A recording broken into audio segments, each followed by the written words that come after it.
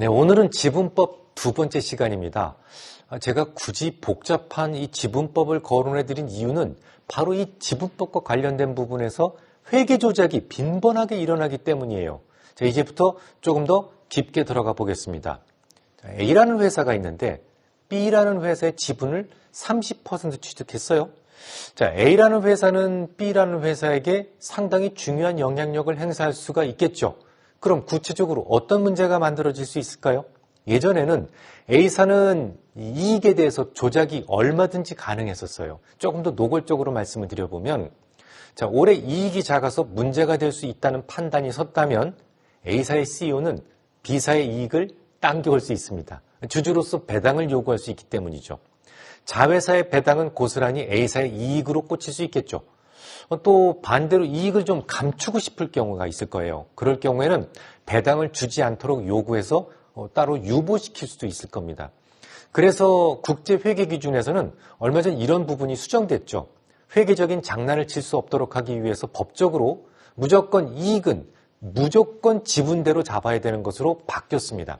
배당을 받던 안 받던 지분법상의 이익은 일단 생긴 것으로 보고 시작을 하죠. 예를 들어서 B사의 이익 배당이 100억 원이 발생을 했다. 그럼 A사의 지분 30%이기 때문에 30억 원은 무조건 지분법 평가이익이 발생한 것으로 본단 말이죠.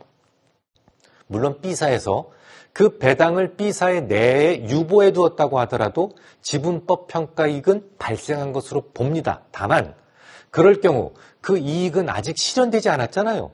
실현되지 않은 이익이기 때문에 투자 자산을 늘리는 방법으로 일단 잡아놓습니다.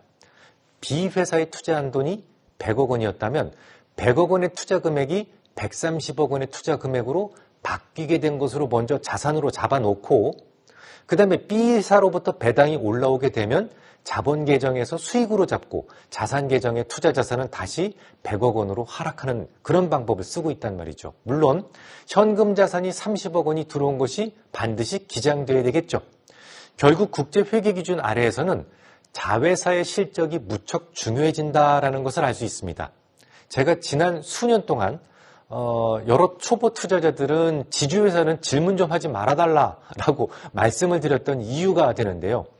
자회사의 손익에 따라서 지주사의 이익 변동성이 커질 수밖에 없고 그럴 수밖에 없는데 예를 들어서 주렁주렁 자회사를 두고 있는 지배회사의 실적이라고 한번 해보죠. 도저히 계산이 안 나와요. 자회사가 실적이 좋지 않아서 손실이 발생하면 그 손실도 곧장 반영시켜야 되기 때문입니다. 하나의 회사를 분석하기도 어렵습니다. 그런데 주렁주렁 달린 모든 자회사의 이익을 분석을 해서 지주회사의 정확한 어떤 방향성을 알 수가 없어요. 자, 그러면 조금 더 진행해 보겠습니다. 지주회사에게서 더 큰 문제가 생길 수가 있어요. 자회사의 이익은 곧바로 올리면서도 심각한 손실에 대해서는요. 예를 들어서 임페어먼트가 필요한 상황임에도 불구하고 하지 않는 경우가 적지 않습니다. 물론 임페어먼트를 안 한다고 해도 법적으로 문제가 되지는 않아요. 투자자 입장에서 이거 살아날 수 있어, 회생 가능성이 있어 이렇게 보고 있는데 그걸 불법이라고 단정할 수는 없는 겁니다. B사에 대해서 투자에 실패해서 이 B사는 거의 망했고 A사의 입장에서는 실질적으로 투자금을 다 날린 상황에서 임페어먼트, 즉 감액상각을 하지 않는다면 어떻게 되겠습니까? 실질적으로는 빈털터리이면서도 멀쩡한 재무제표를 가진 것처럼 살짝 위장될 수가 있겠죠. 그렇다고 외부 감사가 함부로 감액상각하세요 라고 요구하지도 못합니다. 예를 들어 A회사가 발행한 채권에 대해서 일정한 부채 비율이 넘어갈 경우 기간의 이익을 포기해야 한다. 이런 조건이 붙어 있다면요. 그 회사는 그 투자의 상각으로 인해서 망할 수도 있거든요. 그러면 A사의 CEO가 볼 때 B사는 회생 가능하다고 생각을 하고 있었는데 그걸 아니라고 말하는 바람에 난 망했다. 라고 한다면요. 그래서 외부 감사는 쓸데없이 송사에 휘말릴 수도 있거든요. 망해가는 회사는 지푸라기라도 잡게 될 테니까 말입니다. 그래서 완전히 개판임에도 복잡해지는 것을 꺼리는 회계사는 그냥 적정 의견을 내고 마무리되는 경우가 실전에서는 정말 자주 볼 수 있습니다. 이런 함정들은 대부분 재무제표에는 나와 있지 않기 때문에 아무리 바빠도 주석사항 그리고 감사인 보고서는 꼼꼼히 읽어보실 필요가 있는 겁니다. 자, 그러면 이제 순서를 다시 한번 정리해 볼게요.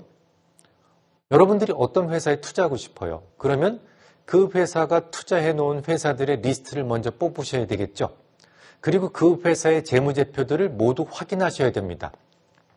물론 지분이 작다면 무시해도 되겠지만 적어도 20% 이상의 지분을 확보하고 있다면 단 하나의 회사도 빼놓아서는 안 될 겁니다.